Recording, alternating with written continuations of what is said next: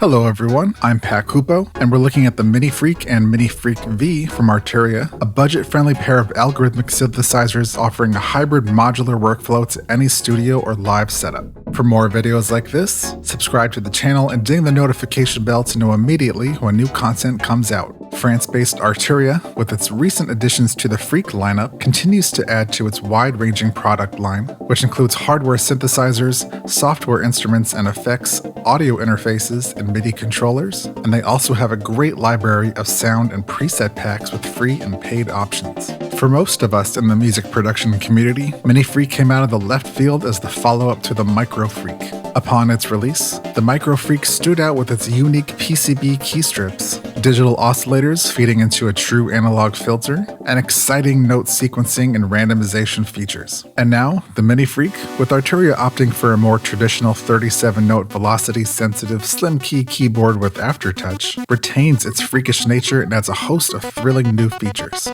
Okay, let's start here. Think about how much it would cost to get into hardware modular sound synthesis today. For many, it could be a very scary thought. It's expensive. Now, consider the features of Arturia's new MiniFreak. You get 2 separate yet connected oscillator engines with 6 voices and 22 oscillator modes, ranging from unabashedly digital to virtual analog tones. Nearly half of them are brought to you by Mutable Instruments, rest in peace, and Noise Engineering, my personal favorites. Then there's a multi-mode analog filter, or filters, since this is a polyphonic instrument with a filter per voice. It helps to tame the harshness that can come from the digital oscillators placed before it. The onboard modulators and sequencers can bring the filter's parameters to life, and it's kind of a requirement because it's so easy to do so using the modulation matrix. Speaking of modulation, you've got options. There are 2 low-frequency oscillators, or LFOs, a cycling envelope, also known as a function generator, a custom LFO shaper where you can draw your own fun waveforms, and a simple ADSR envelope where you can also select the voice mode of the synth. And they are monophonic, polyphonic, paraphonic, and unison. And then, 10 brand new, beautiful sounding digital audio effects have been added, and they are in stereo. Use up to 3 effects at a time, and I'd modulate them for some sound design tricks that aren't easy to come by in hardware situations.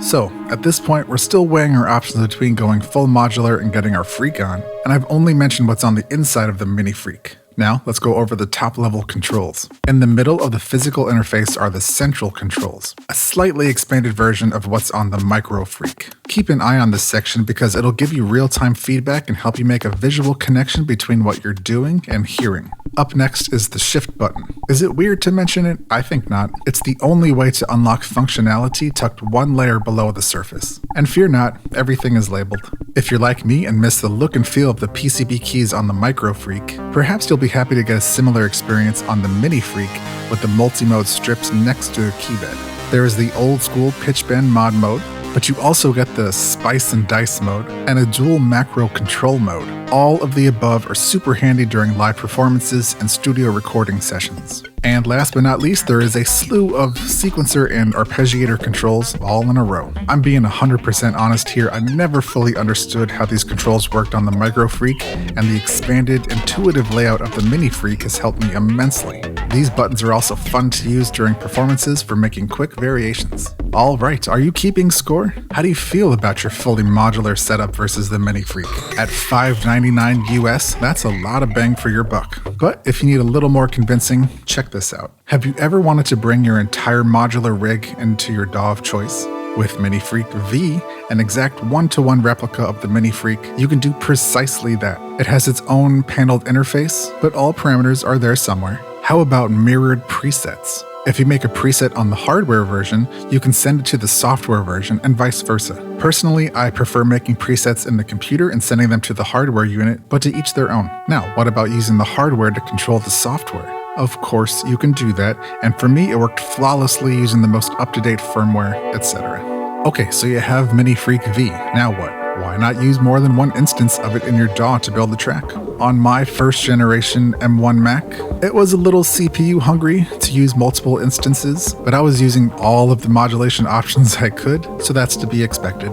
And here's the best part. MiniFreak V comes free with your purchase of the MiniFreak. Or, if you only want the software version, you can purchase MiniFreak V for $199 US. So, let me be straight with you. I am not trying to convince you to sell your entire modular setup and exchange it for a MiniFreak. I mean, that'd be a little hypocritical since I'm not going to list my own rack. I am, however, saying that the MiniFreak is a money saver and can even be a space saver if you're in the market for a modular style synthesizer. Listen, do yourself a favor. Download a demo of MiniFreak V and go through the amazing presets, and they are fantastic, many of which you've already heard in this video.